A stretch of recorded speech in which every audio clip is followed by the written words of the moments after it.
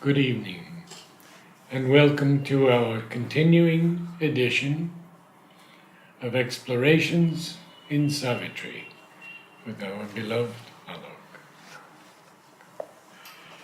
We are now on page 281, The Heavens of the Ideal, that's Canto 12, in Book 2, the Book of the Traveler of the Worlds. And you wanted to Yes, I do think, about a few lines before that little yeah, break. before the break. Yeah, good. Before the break. Okay.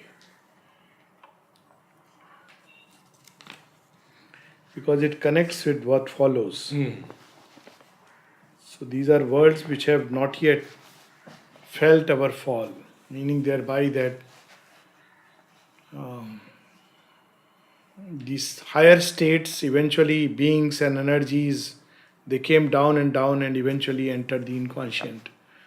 So there are Godheads who have not experienced this fall. As we know, they were the second line. The original fall, four fell down into the creation. But subsequently, these gods have not experienced the fall.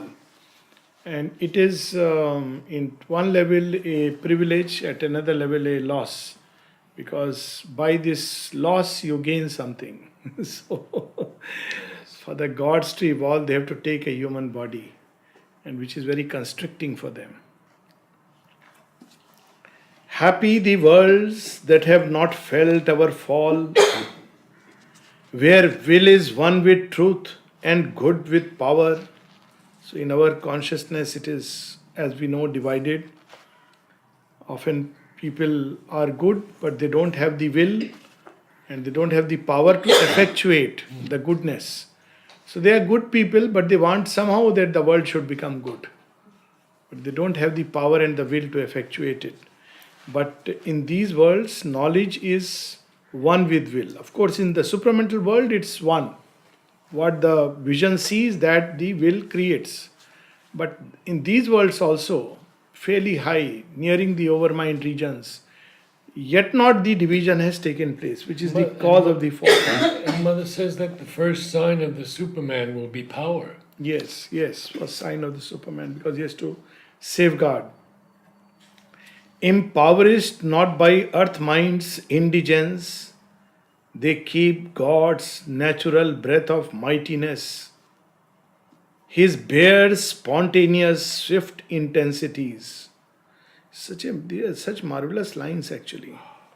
You know, we human beings, always there is a dissociation between knowledge and action. First, we have to laboriously think what to do, and then if we arrive at a conclusion that we should do like this, then we don't have the will. So we struggle all the time. But there is the spontaneity of the knowledge and the power to effectuate. There is no calculation, planning, and laborious thought process involved. So we have to move from the animal spontaneity to the divine spontaneity, but passing through a narrow phase of the humankind. Animal spontaneity is driven by the vital, and the God spontaneity by the intuition. But in between there is the mind, long and complicated passage. There is his great transparent mirror self, and there is sovereign autarky of bliss. So each being there is full of that ananda and the transparent mirror self. We don't have the transparent mirror, we have the distorted mirror, or the limited mirror, or the limiting mirror. The mind itself is a distorting mirror. So, unlike those higher states where there is no such distortion,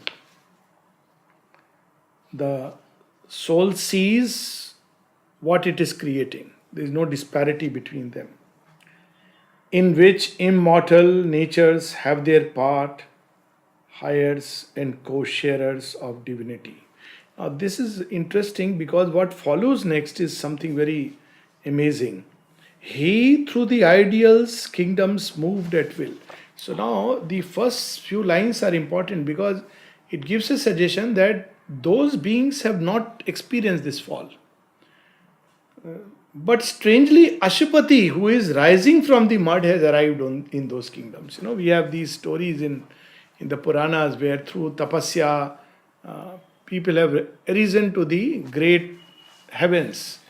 Now, the difference is, as we will see, that these beings are fixed in their types. But Ashupati will go further and into the beyond. So this is what that's the beauty of this whole process through which we pass. He through the ideals kingdoms moved at will, accepted their beauty and their greatness bore, partook of the glories of their wonder fields, but passed nor stayed beneath their splendor's rule. So these are the great, we hear in Indian thought certain names of, Vaikuntha and Kailash, many such, Swarga, various kinds. Now, there is again, see an interesting difference. Traditionally, in yogas which go beyond, like they are nihilistic yogas, you don't accept all these powers and splendors. But Ashupati accepts them. And then goes beyond them. So Sri Aurobindo writes about the siddhis, and there is also a very nice aphorism where he says, great saints have performed miracles, greater saints have railed over them. But the greatest of them have both performed and railed over. Yes. So he speaks of siddhis and says that generally it is considered as distraction on the path of typical Vedantin yoga, it's considered a distraction. But Ashupati has to work out a possibility in the world. So every power that comes from every side he accepts. But he does not limit himself. It's a new approach altogether. All there was an intense but partial light. That's why he has to move further. This is not yet the total vision. In each a seraph winged, high browed idea, united all knowledge by one master thought, persuaded all action to one golden sense, all powers subjected to a single power, and made a world where it could reign alone, an absolute ideal's perfect home. So each of these gods have a whole empire. So there is a God of truth, God of justice, God of mercy, God of love, God of wisdom, and each one has their own empire. And they deal with whole creation based on that. Actually, if you read the 4 aspects of the mother, we'll see it. All of them have a different approach. So when it comes to Imperial Maheshwari, she is seated in the calm above the thinking mind. So all her actions are flowing from that wisdom and calm. So she is full of compassion. So even when she rejects, there is a kind of compassion which has gone into it. Whereas Kali, she is Mahakali, she is swift, impetuous. What she likes is straightforward action. Both are working toward the manifestation of truth, but in different ways. But even she has love. Yes, of course, very intense love. Or Mahalakshmi, her way is very different. She will just try to create beauty and harmony, and when she finds she is, the human heart is full of hatred and jealousies, it just withdraws and waits for the poison stuff to be thrown. And Mahasaraswati, she will work into all the details. So all of them are working on the whole creation, but each in her own way. But this line I'd like to ask you to expound on. United all knowledge by one master thought. Yes. So let's take, for example, a child of Kali. That you will see here, it explains many things here. So a child of Kali, for him, only thing that matters is straightforwardness, frankness, truthfulness, honesty, things like that. And he will want only that in the world and build a world according to that. So whatever is other than that, it cannot understand. Whereas for another person, it be compassion, forgiveness, compassion. But a child of Kali, it's not forgiveness and compassion. Or rather, slaying is forgiveness and compassion. That's how it will come. Or a child of Mahalakshmi, no, let's have harmony, harmony, harmony, harmony. Everything should be harmonious. So that's how they pick up one thought, and based on that, they all other things are subordinated. So other ideas like for instance punishment. If one asks Mahalakshmi, she will say, okay, if it helps in building harmony, if it prepares man for that love, but otherwise not. But for Mahakali, it's different. So each of them unites all other tendencies by one master impulsion. And many human beings who grow into vibhutis, they are like that. They pick up one strand and they make it, they are driven by one of these great goddesses and make that the master impulsion. It's interesting that Mother said that on capital punishment. Yeah. She said, only if the soul is ready to go. Yeah. Of course, she could see all this and go beyond. Yes. But this was one of the problems that many people don't understand within the ashram. At least I know some of the people who very clearly represented one clear line of advance and the another line of advance. And when they met each other or ever had a confrontation, you are reminded of what happened in the Puranas. That Saraswati and Lakshmi, they are quarreling with each other. Saraswati says knowledge is ultimate, and Lakshmi will say no, wealth is ultimate. Of course, that's a bringing it down to vital level.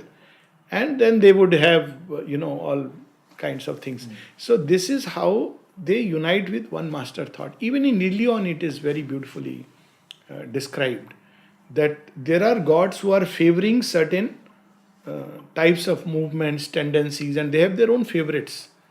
And there are others, they have their own favorites. So Apollo doesn't like Paris because he says Apollo is by reason, very... whereas Paris is different. Paris is not a being of reason. He has his own reason, but he is largely a heart-centered human being. So Apollo doesn't like, whatever he has done. Because according to reason, it's not a right thing to do. But the law of love is very different. So the gods, but Zeus had decided. He says, no, Troy is to come down. That's the end of the story. So even we see the conversion of Achilles in Ilion, where Achilles, who is driven by the swiftness and force of Kali, changes into a being of compassion. It's there in Ilion. He is upgraded or takes a different route. Insignia of their victory and their faith, they offered to the traveler at their gates a quenchless flame or an unfading flower. So that's what we read. These are the two paths through which they are going. So they were given either this flame is the power, whereas the flower is that symbol of that love which is blossoming. So they are given the love, the fragrance, the beauty. So either of it they gave to the traveler, whichever route he had come from, through which he had come. They offered to the traveler at their gates a quenchless flame or an unfading flower, emblem of a high kingdom's privilege. So when these beings are offered, these human beings who travel and reach these states, or by rare grace, so these are the vibhuti, they become vibhutis. So it's given to them and it remains with them. They will accomplish things because that power of that Godhead stands behind them. Look at Shivaji. It is said that Shivaji was given now insignia. Now this is like Shivaji was given the sword of Bhavani. Now this is a quenchless flame that was lit in him for freedom overthrowing the Mughal Empire. You cannot quench it. So this young child from 12 nurtured this flame and come what may. Whether he is imprisoned, he is defeated, he doesn't have an army, but he will eventually win because behind him stands that power which has decided now that Mughal Empire shall be overthrown. Sri Aurobindo said that neither he nor Mother ever came as avatars before. Yes, so they were there as as vibhutis. Dantan, you see that. Yes. Quenchless flame. Even on the guillotine he is saying that.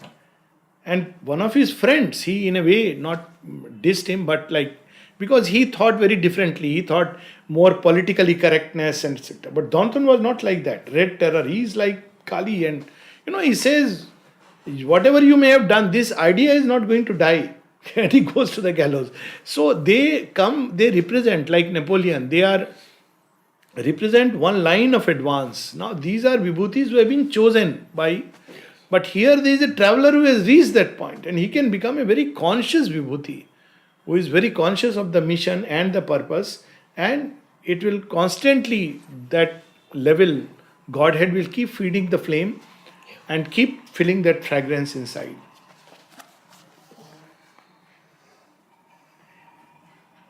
A glorious, shining angel of the way, presented to the seeking of the soul the sweetness and the might of an idea. So the flame and the rose, the sweetness and the might of an idea.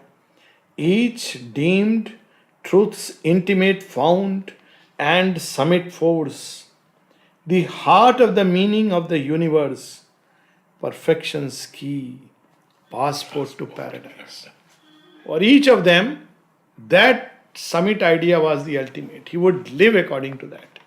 He didn't care for other things. When all this was going on, the Auroville controversy and all the problem was going on.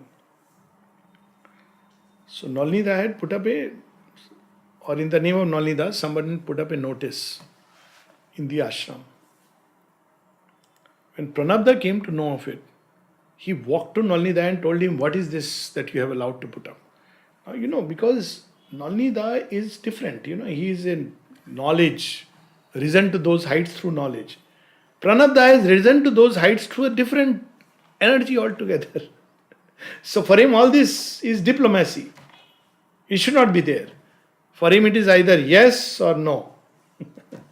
So that is how we see, and it has happened within the ashram context. So much so that somebody asked Nalnida about Champaklalji and Nalnida about him. So because he is living in that realm of knowledge, he says, what is the difference between me and Champaklal? They are one.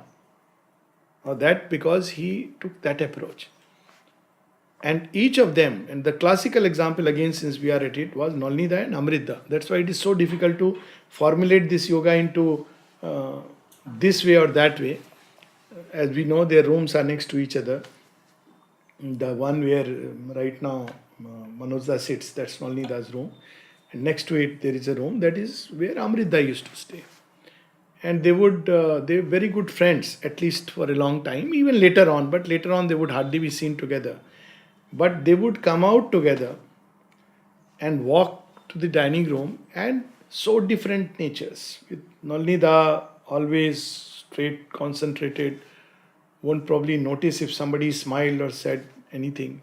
Amrita would be looking here, there, hello, hi, bye. Both were beautiful children of the mother. So this is how each would offer. And they were all obviously incarnations or manifestations of certain divinities. Mother spoke of that. In Amrita, she spoke about the Brahma's consciousness which was being put into him. In Nalnida, Varuna, the vast. So it's a very clear example, and yet they were best of friends, but completely different natures. They asked Nalnida, where do you live? He said, in the overmind and sometimes a little higher.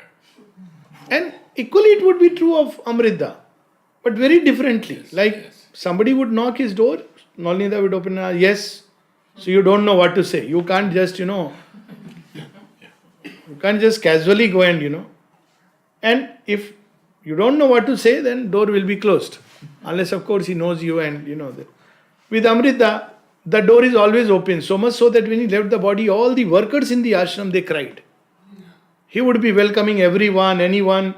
Very rarely one saw him, and that too he would say so humorously. The famous story where there was a person who would always be complaining, wanting to send this to the mother and that.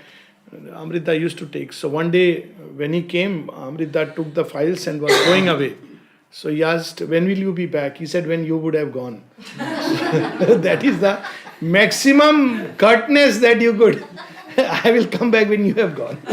Every day you are coming and complaining. But otherwise he would be always welcoming. But both What heights? Mother remarked about on one side to Nalnida, Nalini is not following the path, then who is? Yes. For Amrita, the first and the last manager of the ashram. What trust she had in him. Yes. She has written that. He is the only manager of the ashram, the first and the last. So these were all examples of, beings who had reached this plane and became manifestations. But because the goal here is supermind. That's why when you go to Casanova, I don't know if some of the people have gone or not here. Casanova is a very interesting place. Whose samadhis are there? Nalini, the Satya Karma, and the mother has written Faithful One. Amrita, all these people's samadhi is there. Udar, Mona. Udar. If you go there, they are not ordinary beings, they are great beings. Pavitrada, it's unimaginable. But because you have the supramental sun here, otherwise each samadhi would become a, visitor's place where they would, and it's a very different feel, different experience. Yes. Yes. But because you have Sri Aurobindo and the mother, the supramental sun. Yet were there regions where these absolutes met. So each Godhead is an absolute in its own right. And yet it has its own empire. And made a circle of bliss with married hands. Light stood embraced by light. Fire wedded fire. But none in the other would his body lose to find his soul in the world's single soul. So we have this in Indian thought about you have Brahma, you have Vishnu and Mahesh. Then you also have Trimurti, where all the three have become one. They are one deity, but in different manifestations of one. But here they won't. Here they won't. They won't fuse into each other because it's not possible there. A multiplied rapture of infinity. Onward he passed to a diviner sphere. It's a divine sphere, but he must go beyond. There, joined in a common greatness, light and bliss, all high and beautiful and desirable powers, forgetting their difference and their separate reign, become a single multitudinous whole. Yeah. So that's where Ashupati must go. Above the parting of the roads of time, that's the joining lit between the lower hemisphere and the higher hemispheres. Above the silence and its thousandfold words. So if you take it from the yogic point of view, beyond the Sahasrara, in the immutable and inviolate truth, forever united and inseparable, the radiant children of eternity dwell on the white spirit height where all are one. This is what we read even in the Savitri camp, that our original future with the Jivatma, with the Divine Mother lying on the lap. So there is no quarrel. But here we quarrel. So, but because there is a plane where there is no quarrel, where each one of us has his own part to fulfill in the grand orchestra. That is why it is possible to have it here one day, sooner than later. This ends Canto 12. Now it's very interesting because often about these cantos, heavens of the ideal, self of mind, the world soul, greater knowledge, people have a natural tendency, all of us, to compare it with, let's say, even Sri Aurobindo's thought. He must mention something or in the traditional yoga. Now very interesting, in the book Savitri, you have very few times mention of the word yoga. Of course, this is a book of yoga, that apart. But very few times there is a mention of the word yoga. As far as I remember, the word Brahman, so sacred to Indian thought, you won't find a mention here. But why is it so? My understanding is, because these words over a period of time lost their original sense. So anybody who experienced some peace, self-realization, oh, I have found Brahman. So, like the other day, quite some time back, I was reading one of the articles by a big man in, okay, let me not name because it's a very beautiful movement, but a big man who writes about what is Vigyanmay. So he says Vigyanmay is the intellectual mind. So from Vigyanmay you go to bliss. So some joy you experience and you feel you are in the Anandamay. Now, the problem is when we try to equate these terms today, they have lost their meaning because the experience that is put into them, after all, word is a means to communicate an experience, that's all. Now, what is that experience? Sri Aurobindo himself says that initially even I mistook the overmind to be the supermind. And Mother says this, it is so dazzling that it's easy for anyone to believe that it is not the ultimate truth, because we have seen, absolutes, each power. So that is why he has kept away these terms and he is giving us the experience. Now, when you have the experience, you understand it is not necessary. Yes. The soul is not keen to know anybody. Like when Mother was asked, how do I know that I have found my soul? She'll say, as long as you have the question, you have not found it. When you find it, you don't get a light flashing, oh, this is my soul. It's not like beep, now you got it. You got it, but it's not like a word which comes to you. It's not like a definition that comes to you. So it is a state in which you know you are immortal. You can get your past lives. You know that there is a spontaneous knowledge. There is peace and joy. There is a spontaneous turning of everything to the divine. That is the state in which the soul is. Now it's not like there will be suddenly a, word. Similarly, they'll not like somebody will say, okay, now you are in overmind. A God will appear and say, now you are in overmind. Very soon you will enter into supermind. So that's why we see that very beautifully. He uses these words very rarely. And very often if one wants to know, orient oneself where one is standing, what it means, it's not enough to read the beginning. It's important to read the end of the canto and what is going to follow. So there we'll see a clue. So this canto 13 in the self of mind. Now how it has been, I have understood it. Canto, because they go in 3 packs. Now you have Canto 13, 14 and 15.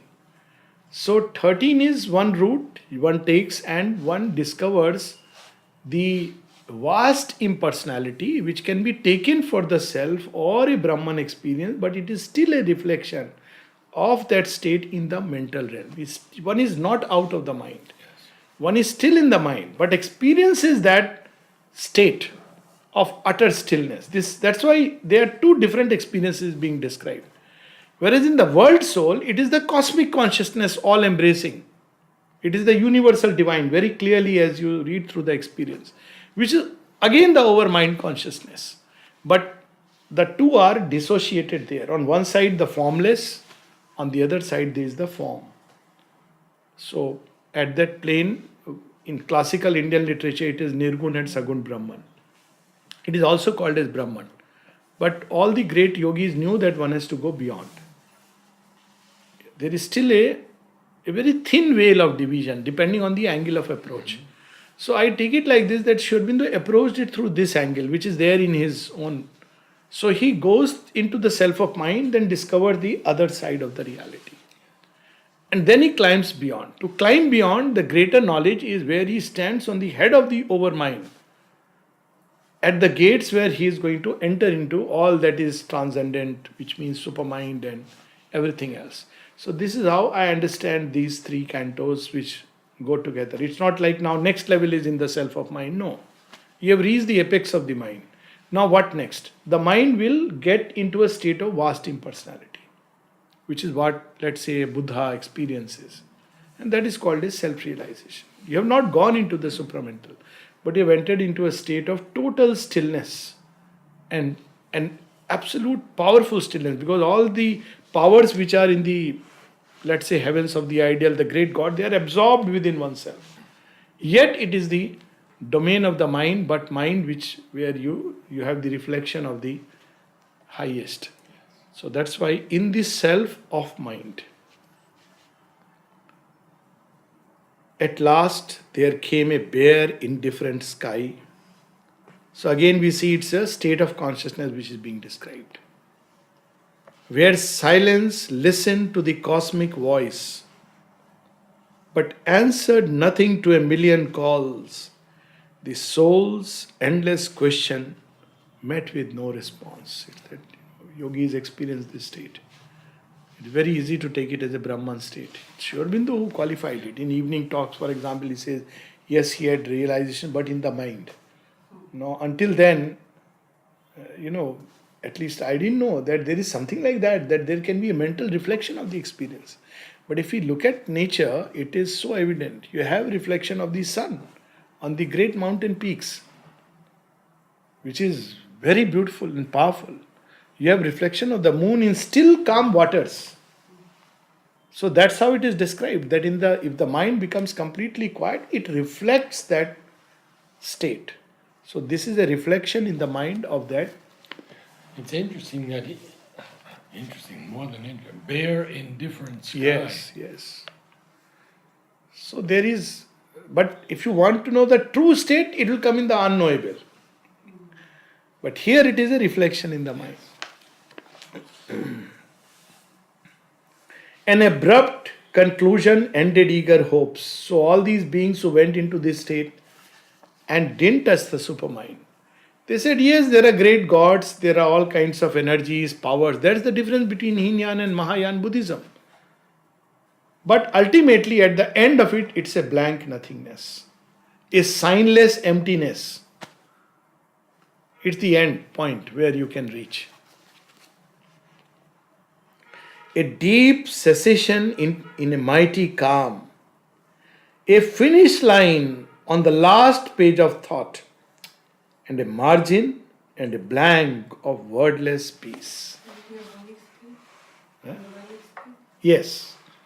But it is what Mother has used the word mental nirvana. She has qualified it. She has said there is a mental nirvana, there is a vital nirvana, there is even a nirvana in the physical. We are so fortunate, that Mother and Sri Aurobindo, otherwise one can easily, these states actually you encounter in the course of yoga. I mean, I'm sure all of us or many of us encounter it. And if you have this background, you can easily feel, I have arrived, self-realization. Yeah. But it's not self-realization in the highest sense. It is only a reflection of that vast impersonal Brahman into the realm of the mind. There paused the climbing hierarchy of worlds. So you have gone beyond the worlds. But actually you are still the lower hemisphere apex. What lies beyond? The yogis didn't bother. They said, lies beyond, just annul yourself in that. He stood on a wide arc of summit space, alone with an enormous self of mind, which held all life in a corner of its vast. All creation is appearing like it's in a corner. And you are on top of space, wide summit space. Beyond it, the sense is that there is no space. You're beyond space and time. And yet, you see how powerful and how high one can climb even in the mental world. Of course, the peak of the mental. So we should not, it's a great experience, but it's not the final experience, though it looks like a finish line. Omnipotent, immobile and aloof. In the world which sprang from it, it took no part. It gave no heed to the paeans of victory. It was indifferent to its own defeats. It heard the cry of grief and made no sign. Impartial fell its gaze on evil and good. It saw destruction come and did not move. So, when one is in this state of mind, and if somebody asked about creation, world, why it is there, they'll say this question is meaningless. It is the Brahman. What is all this? This is Maya. How Maya came into existence, it is a meaningless question. You arrive at that state where there is no question.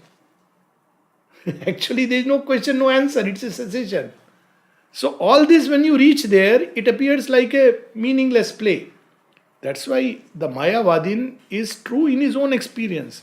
And that was Sri Aurobindo's reply, one of the replies. He says, Mayavadin is true in his own experience, but what can I do if I had the experience and then went beyond? So he says that I have to be true to the experience that I have had. Because that was his quest. But if the quest is only to escape, that's good enough. You eventually realize, yes, there is a state in which all this ceases. It appears like a toy game which is happening. Why are you concerned about what's happening there and why it came? You are out of it. And you can help others come out of it. That's the end of the story. He even expresses in one letter to, I'll use the word disciple, who is positing his own view of the yoga. And Sri Aurobindo says, this is totally against my experience. Yes, I'm aware. So, it's a state through which one passes. And one should know it's a state. That's it, not the end of the journey.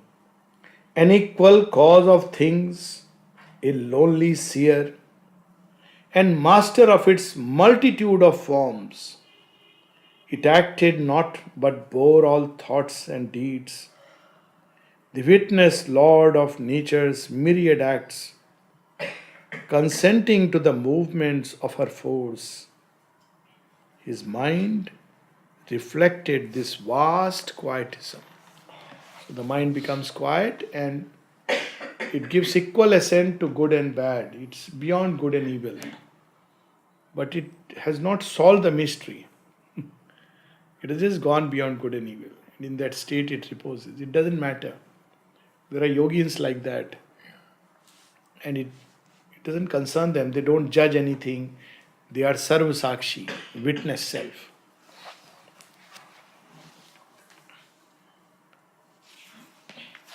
A lot of Vipassana is about this. Vipassana training is now what is being practiced in the name of it is different. 10-day course, and you pay up an amount, you sign up, and you learn to be quiet by inner witnessing. Someone once told me it is Sri Aurobindo's yoga. So I said, why? He said, no, because you have to have the stillness first. I said, which stillness are you speaking about? This is not stillness. This witnessing is not. It will help to make the being calmer and quieter. These are the limits. And it helps in health. There is no doubt about it. Because if you withdraw the mind which is into the form and processes of things, it's a great vantage point. A lot of suffering is because the mind has gone into the play. So it completely withdraws. So when you observe, you become an observant witness. This is a different route that is taken. So to an extent, you develop a certain degree of mastery over nature. But it's very different from, that stillness of which Sri Aurobindo speaks. And I said, what about the mother? That is the interesting part. So in this, there is a line which says, our sweet and mighty mother was not there. Because there is no power there is power but is withheld inside.